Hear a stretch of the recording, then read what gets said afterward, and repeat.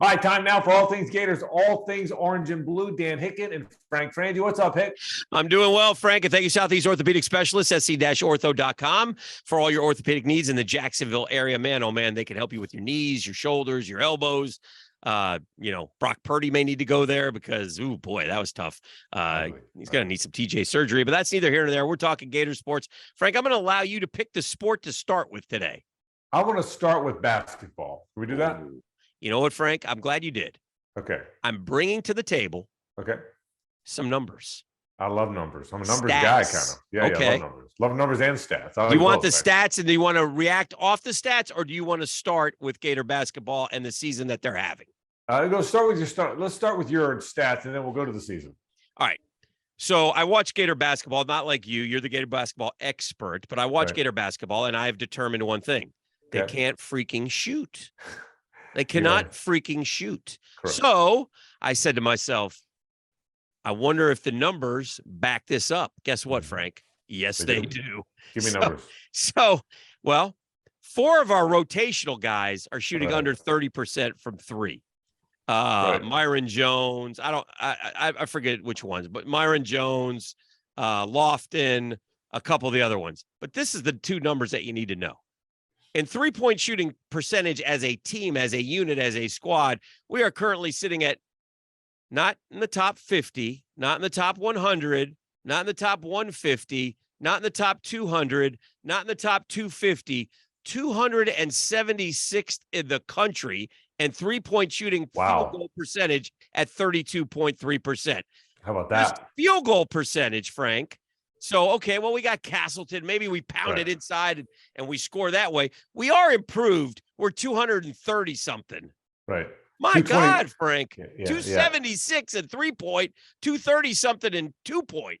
Yeah. I think it's 226 and 2-point. But your point is right. We can't shoot. We can't shoot it. No. And I will tell you, my take on the basketball season is obviously that. But no, look, give me your big picture, 10,000 feet. Todd Golden just got here, okay? He's a West Coast guy that just showed up here. I watched them play. I like how they play.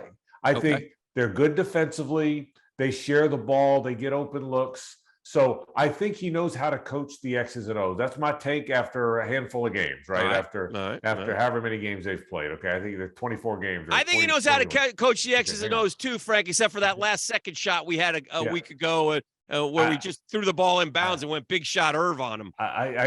We did do that big shot Irv, but I do believe they play hard, they defend, they share the ball. Okay, so I think he knows how to coach. Here's my question: he obviously didn't put together a very good team. Is that because he got here late? Remember, he got here he went to the NCAA tournament and then got the job. Right. So did he get here late? He missed on some portal guys. The guy at Auburn, he really wanted Broome. The big guy at Iowa State, they really wanted. He went from St. Bonaventure to Iowa State instead of coming here. So he didn't get some guys. So the team's not very good. It's not very talented. When Myron Jones if you're watching all the games, and I know you are, and I'm watching every dribble, Myron Jones has evolved into their second best player. Yeah. When Myron Jones is your second best player, and he still can't shoot, by the way, but he does other things well. Right. Yes, yeah, I and agree. He made a few threes last week. But when he's your second best player on your team, you're really not very good from a personnel standpoint. And the bottom line is, there's no. They missed on Lofton. I think the biggest disappointment or surprise to me is I thought Lofton. He played 36 minutes a game at St. Bonaventure. Yeah. The minute he got here, they said Lofton and Castleton are the 2 starters, and they'll figure out the other 3. I thought he would take over games and control games, and he hasn't done that at all. He's been out there, but he rarely takes over a game. He rarely impacts a game, and he's trying. I mean, he's a good guy, but there's no the great point. Nebhard took over games, even though the team wasn't great. Yeah, Trey Mann took over games. You know, the point guard has to control the game, and he doesn't at all. So the players aren't very good. Now, Alex Fudge is fun to watch in dunk contests, probably. Yeah. But he's not a particularly good player. So other than Castleton, who's a good college center, okay, they don't have any good players. I thought Richard would be a little better. He's been streaky. So I think the thing is, when he put the team together, now, is he just not a very good recruiter? Or in fairness to the guy, he just got here. He just got to this part of the country. Yeah. He's got to get his feet wet. He's got to get ingrained a little before he can get good players. If he gets good players, I think they'll be okay. But I don't think the players are very good, and they certainly can't shoot at all. Frank, they have Tennessee and Alabama and Kentucky coming up. Will they win one of those? No, they're not going to. I said this before. They weren't going to win any of those 4 games. They weren't going to win at Kansas State. You don't think there'll be one game where they have a shot at winning the game? No, I don't, because I think well, you might be right. A shot at winning the game, sure. Yeah, but I think when you in the end they lose all 4. Yeah, they're not beating Tennessee, who's really good. Yeah, they're not going to. They never win in Rupp. They only win in Rupp when they've got Patrick Young and Yeget and Prather, and that's the last time they want to eat Rupp. They're not going to win at Rupp, and Alabama's already ticked off because Oklahoma just rolled them. And that game's on the road. So they're going to be 12-12 and 5-6. And I got them at 16 and 15, Frank. I went and did it. Yeah. I looked at it the other day. I think they go 16 and 15. I think that's their record. What are they in the league? Is that? I think what are they? 12 and 10 right now, or 12 and 9? What are 12 and 9? Because you said they're going to be 12 and 12. So they're 12 and 9. They're 5 and 3 in the league. Right. So let's say 4 more, 9. Yeah. I think they're right around 500. I'd be surprised if they get to 500 in the league. Yeah, they're still not getting in the tournament with 16 and 15 record, but that's better. I think they're probably 7 and 11, 8 and 10 in the league. Right. When it's all. So you think they'll have a losing record for the season? They've only in the. I think they'll be once in this century. Yeah. Right. Yeah. Right. The Billy Donovan's last team is the only time in 25 years they've had a losing record in the league. And so, but again. The real question is not this year. Finish out strong. Right. The real question is, okay, you now have a year and a half, 2 years to build that roster that starts next November. Right. You have right now the only commitment's a 3-star guy. All right. Are you going to get high school guys? Can you really impact the portal, which in basketball you have to do nowadays? I wonder if he attacks overseas. Did he do some overseas stuff out west? That they said that's one of the things he will bring that they haven't done before. He brought an overseas guy late, a guy from Germany doesn't play. Okay. So he was the throw-in. But that's the real question is what we don't know. Like I said, I think he's a good basketball coach. Is he a good program builder in the southeastern part of America? That's what we don't know. This team's not very good. They can't shoot it. I like how they play. Yeah. I thought Kwesi Reeves would be a good shooter. He's streaky as heck. Yeah. I thought Richard, and listen, I said this before to you, Dan. There's a reason these guys were at VMI and Belmont. St. Bonaventure and on the bench at LSU. It's because they weren't great players. And last year, the same thing happened. Charleston Southern and the deflating part is, and I'll say this, the guy who I think is good at building programs, and I'll duck when I say this on Twitter. I think Mike White, Tyree Appleby now is averaging. Appleby's averaging 18 for Wake Forest. Could have used him. 18 for a good Wake Forest team. Yeah. And Nebhard and Mann are in the league. Scotty Lewis, they say, he's going to make the league. He's on a G League team. Okay. And I mean, if he's not on, he may be on a roster for all I know. We weren't that far off. If Keontae Johnson never gets hurt, it never collapses. Things would have been a lot different. He's still there, and they've probably been to a Final Four. I was so happy to watch him play, by the way, on a side note, and I enjoyed it. And by the way, I said this on the radio show, and you may know this more about this guy than I do, and I know this man's name, but I think one of the most valuable, underrated Gators, is Duke Werner. Yeah. I mean, I've never seen anyone say anything negative about that guy. And the players, I don't know him. Okay. I don't know him. So that's why I wanted to ask you. But yeah, what a, and again, I saw Keontae's mom was saying some wonderful things. So I thought, man, what a great Gator Duke Werner is. I do know Duke. Duke's a guy that you haven't seen him in 20 years. Yeah. You walk up, hey, Frank, big smile. He's he's a great trainer. Yeah. He worked under Chris Patrick, the great Chris Patrick, all those years. Yep. And who's a wonderful man. And I can tell you, Jim Mackey was there. Who we still see Jim in the press box at Jaguar games some. And I didn't know Duke, and I'd love to see Duke again. I really would. He's a good man, and it's cool. And let me say about the Keontae thing too, Dan. Keontae Johnson is not just a guy that collapsed and is playing again and is a really good player. Those guys were connected to him, man. He stayed for 2 years as a volunteer coach. He was on that bench every day. He never complained. He never griped. He never said, woe is me. He never quit showing up. He showed up with his brothers every day, man, at practice, at games.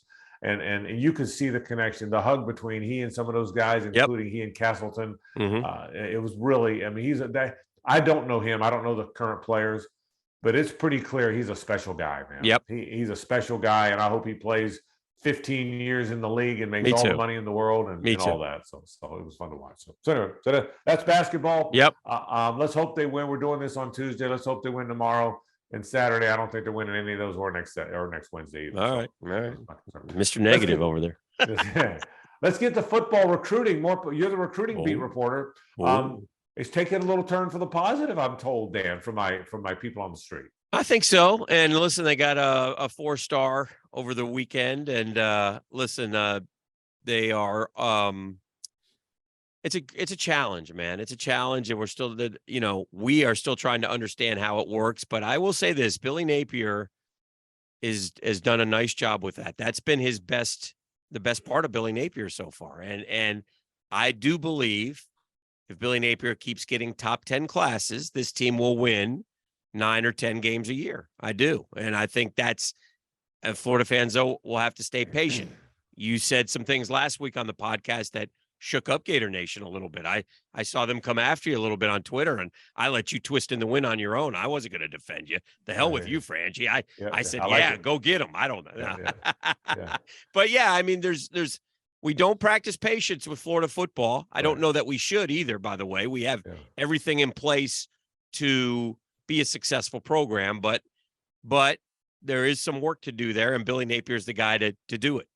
And see, in the comment you're talking about with Twitter last week, I said, I don't care if he's 3-9 the next 2 years. We got to quit firing our coaches. And one guy lost his mind. You want to keep him if he's 3-9 after 2 years? And what the point I'm trying to make is that guy who responded to me is the problem. Yeah. Is the problem that's already thinking about what it would take to fire him. That was my point. Is no, I don't want him to be 3-9 the next 2 years, nor are they going to be. But the problem is the guy that's always looking for the next guy, fire the guy, the next guy. This guy, I am convinced Billy Napier is going to build this thing. It's clear he's going to recruit. Whether they finish 8th in recruiting or 3rd or 12th, it's clear they're going to recruit, which means the roster is going to get better. We have to give him a chance to coach, okay? Coach guys that he brought in. There's a lot of things. We've had this talk, Dan. There's a lot of things that I didn't like from a coaching standpoint. If I see one more play fake down 30, it's going to drive me crazy. Okay? They didn't look very innovative offensively. We talked about it last week. But let him have his guys. And so I think he's going to build the roster. I think the reason that Kirby and Dabo and, of course, Nick win is because they build rosters. It's not because they have some disguised blitz scheme or fancy offense. When the left guard gets hurt, another guy comes in, you don't miss a beat because you built recruiting and depth. And that's you have the right You have the right ratio of seniors and juniors and sophomores and freshmen. And now you mix in transfer portal and recruits and, and that's what he needs. And for that to happen, your point is give him his 4 years. Yeah. Let him build the roster. The best example ever, ever of how this recruiting works is last year, Georgia won the national championship. And the whole damn team went to the NFL, Dan. Yeah. The whole team, other than the quarterback. Yeah. They had 4 or 5 first rounders, first and second rounders. They had the first overall pick. The whole team went to the NFL and they won it again. Yeah. And be clear about this. It's not like the whole team went to the NFL and then they were pretty good again. Right. They won it again. They won it. You can't, Florida won back-to-back national titles in basketball because it was the same guys. Same guys, right. Okay? Good point. When you win it again with mostly different guys, that means you're recruiting all the good players and you're developing all the good players. And that's why I am firmly believe that he's going to build the roster. That doesn't mean they're going to be Dabo and Kirby and Nick and win a bunch of national titles. I hope they do. But he's going to get them in that conversation of the teams with the good rosters. And do you agree with that? You agree with me or no on that? I agree. I think he's gonna recruit, and I think he's gonna do well recruiting. And I think I've seen enough from him to be confident about that. And that was a Mullen concern, quite frankly. And it was a big concern because now, can he coach? Does he need an offensive coordinator? That's to be determined. We're willing to give last year. Just don't lose to Vandy again. I had to say it. Sorry. I love it. Gymnastics? How about gymnastics? What do you got for me? Beat Georgia, baby. Yes. Beat everybody. Trinity's throwing up 10s, baby. Yeah. That's all that matters. Trinity's throwing up 10s, and we beat Georgia. Don't we have Oklahoma in the regular season this year? Damn right we do. I mean, that's a big one. Not sure. Okay. Listen to me dropping stuff. I know. Again, my friend Lauren tells us all this stuff. Yeah, we need Lauren to help us clear this up. And listen, I'll say this also. The little birdies are chirping about a baseball squad that might be pretty good in an unbelievably tough conference. Well, I will tell you, could be bounce back time in the spring, my friend. They're probably the insiders, the major league insiders, think they have 3 guys that are going in the first round. Sproat, Langford, and the transfer from Southern Miss, Waldrop, I think his name. They talk about Langford like top 5. Yeah. So, but it means both right-handed pitchers too are 95, 96. Well, the last time we had 3 guys go in the first round, we hoisted the trophy. Okay. So I'm just telling you, I think Sully's about done with it. I think he's about done with the mediocrity. I think that the pandemic kind of walloped them and some stuff. I would be very surprised if they're not very good. We say that about baseball preseason every year. I know that. I'd be very surprised if they're not very good. Apparently, Waldrop, this kid from Southern Miss, he'll be the Friday guy, and I think Sproat will be the Saturday guy. I mean, that's my. And by the way, the big kid, I know. Forgive me for not. I won't get his name right. The big kid who's a hitter and a pitcher and throws 97. You know what I'm talking about? It begins with a C. His last name begins with a C. Yeah, there's a lot of there's a lot of positive about him as well. It's like Castelligno, or I don't know. And he went into the lineup about mid-season. Yes, watch out for him. Yeah. And also, before we get out of here, Frank, and you can talk a little bit about this, but a shout out to a great Gator who just retired, Darren O'Day, 17 seasons in Major League Baseball, for a guy who said, look, I wasn't much in high school. I wasn't recruited coming out of high school. Right. And he made it to the bigs, and he lasted for a long time. So, and made a lot of money too. So congrats to Darren O'Day on a wonderful Major League career. Played for Bob West in Jacksonville at Bishop Kennedy. Played for Pat McMahon at Florida. Yeah. And a team that went to the final 2, if you remember, in 05, lost to Texas, and was a wonderful sidearm righty that just all he did is keep getting people out. You know, they paid him a lot of money to come get 3 guys out, and it was and he did. I agree with you. Yeah, he's a good Jacksonville guy, but he's a great Gator guy, and it was great to see.